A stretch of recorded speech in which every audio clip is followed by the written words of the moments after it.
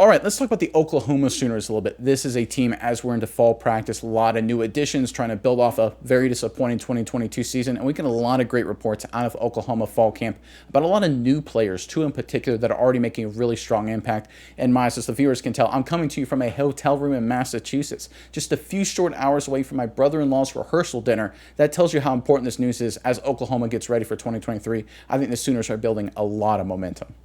Yeah, Nick, we love the dedication you're bringing to this story. I think this is going to be big news for Oklahoma fans going forward. These are some really nice players, additions to the team that I think are going to be very strong going forward. And it's going to be a turnaround for Oklahoma this season. I think one side of the ball has gotten significantly better. But Nick, let's talk about this upcoming season. Oklahoma fans have got to be excited. There's a lot of stuff going on. But I want to know, Oklahoma fans, in the comments below today, what game are you the most excited about this season? There's a lot of big rivalries going forward, maybe some opponents you don't play as often, but we want to know in the comments below, what game are you most looking forward to this season? Let us know. But Nick, let's get on into it. Who is looking good for Oklahoma? Yeah, this was a defense last year that just frankly was not very good. And look, Coach Venables, that's his bread and butter. What they did at Clemson for a number of years was outstanding. But it's clear that the talent level wasn't where it needed to be last season. They went out and made a lot of big transfer moves. And there's two guys in particular that are already off to a strong start. We're talking about Tracy Ford and Rondell Bothroyd. If you want to go ahead and throw up the report for first report, Mize, this is from SI.com. This is Bothroyd talking about Tracy Ford specifically. From the report, again, talking about Ford, he's probably the fastest D lineman I've seen in my life. You guys will see it. The report goes on to say, at Oklahoma State, Ford made plenty of flashes, but was consistently held back due to injuries.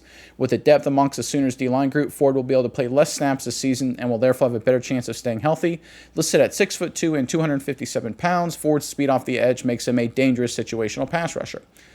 All right, Miles, like I alluded to, right, this Venables defenses are normally known for their speed, their energy, their motor, things like that. We didn't see that last year from Oklahoma. And look, maybe because it was a new scheme, they were playing a little slow, trying to get adjusted to the new strategies, new head coach, all that kind of stuff. But maybe they just were lacking some speeds, especially off the edge. And I think this Ford guy can definitely bring that. We've seen it already during camp. He already had a reputation for making some big plays early in his collegiate career. And I think this could be a great addition for Oklahoma. And I love the fact he's already off to a strong start and getting recognition from his teammates.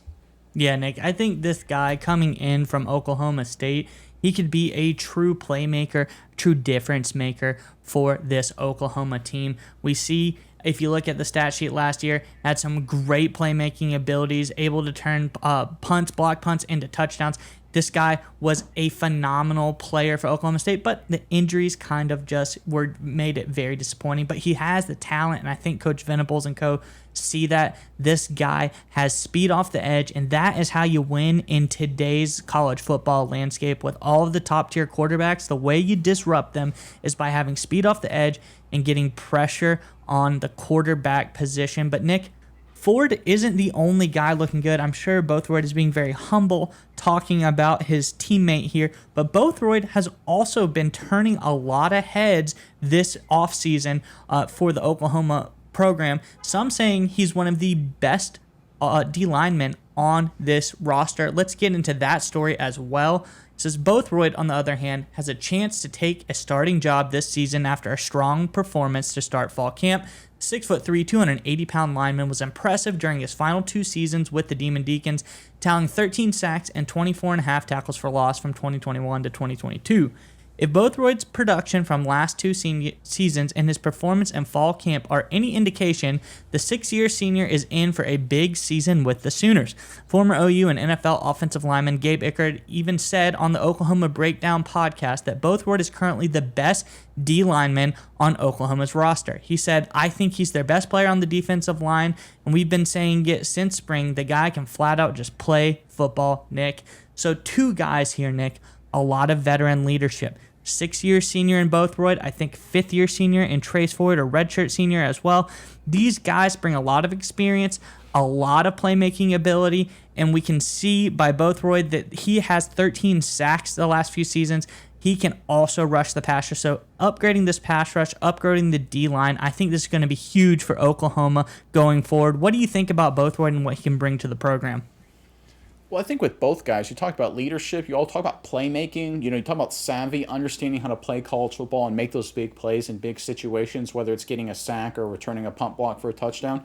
That can be a difference between having a bottom ranked defense and a top ranked defense. Because defense can be kind of finicky, right? If you get an offense in a third down situation in the opening plays of a drive, you get a stop, you get a sack. Hey, great job, 3 and out. But if you don't get that stop, especially the way college football is played today, it's very likely the offense will go on and score points, whether it's a field goal or a touchdown, drive the ball down the field, just because with how good quarterback play has gotten with all the new rule changes and things like that. So having some playmakers, some guys that can force the offense off the field, whether it's a sack, whether it's a pressure, whatever it may be, get a tackle for loss, get them in long yard situations. That's a big difference between a team that has a bottom-ranked defense and a top-ranked defense. It's just a few of those playmakers. And I think that's why this is really exciting for Oklahoma, because with a couple of these guys, this defense will go from very bad to very good very quickly.